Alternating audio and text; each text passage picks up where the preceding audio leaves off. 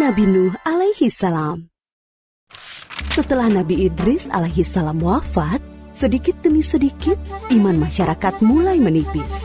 Iblis dan pasukannya semakin gemar menggoda mereka. Kemudian mereka mulai senang membuat patung. Mereka membuat patung untuk menghormati para pahlawan, leluhur, tokoh-tokoh yang sudah mati. Patung-patung itu diberi nama sesuai nama para tokoh itu.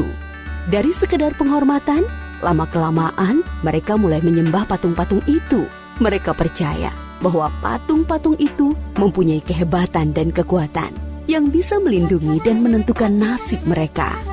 Di antara patung-patung yang disembah itu, ada 5 yang paling mereka agungkan, yaitu Wa'ad, Suwa, Yahud, Yauk, dan Nasr.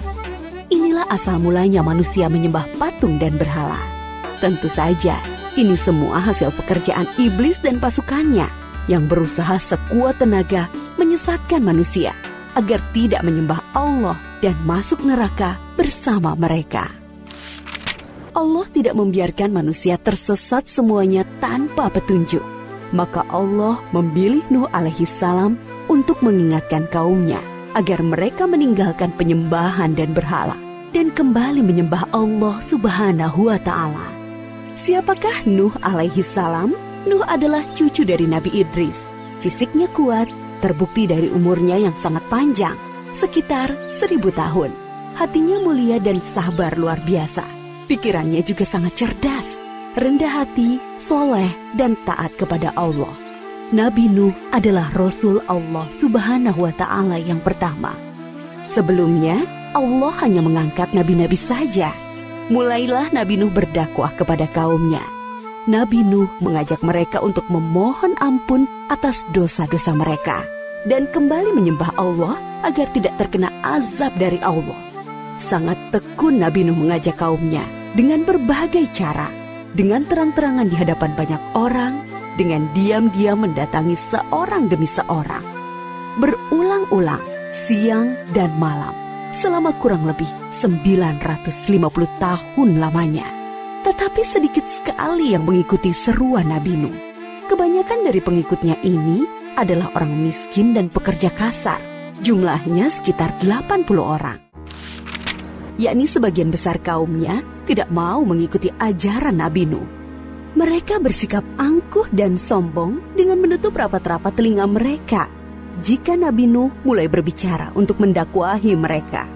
Bahkan mereka menantang Nabi Nuh agar mendatangkan azab yang diancamkan oleh Allah subhanahu wa ta'ala. Nuh, sudahlah, berhenti bicara. Percuma, kami tidak akan percaya. Sekarang begini saja, datangkan azab itu pada kami jika kau memang benar. Kami yakin tidak akan ada azab yang menimpa kami karena kelakuan kami. Kau hanya berdusta. Nabi Nuh mengadu kepada Allah tentang pembangkangan kaumnya yang terlaluan. Allah berfirman bahwa memang pengikut Nabi Nuh tidak akan bertambah. Hanya 80 orang itu saja. Selebihnya mereka semua tidak akan beriman karena mereka sudah sangat sesat. Setelah jelas ketetapan Allah bahwa orang-orang itu tidak akan beriman, maka Nabi Nuh memohon kepada Allah. Tuhanku, musnahkanlah seluruh orang durhaka itu dari muka bumi. Mereka hanya membuat kerusakan dan melahirkan anak-anak yang durhaka. Kemudian Allah memerintahkan Nabi Nuh untuk membuat kapal yang besar. Pada masa itu ilmu perkapalan belum berkembang dengan baik. Allah mengajarkan ilmu itu kepada Nabi Nuh. Maka Nabi Nuh bersama pengikutnya membuat kapal besar terbuat dari kayu. Kayu itu didapati dari pohon-pohon di hutan di sekitar mereka.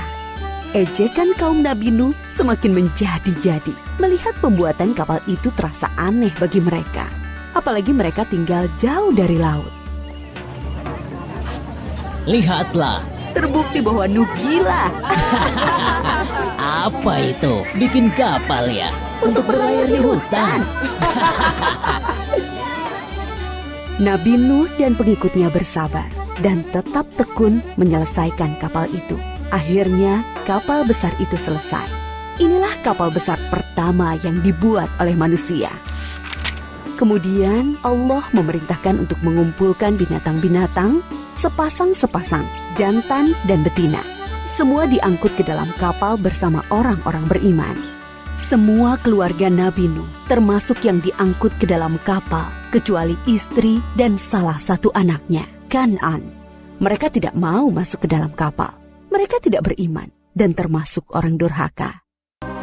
Sementara itu, langit menjadi gelap. Angin bertiup kencang, petir menggelegar. Hujan turun sangat lebat. Dari dalam tanah memancar air yang semakin deras. Juga dari dalam rumah-rumah penduduk, dari dapur-dapur mereka.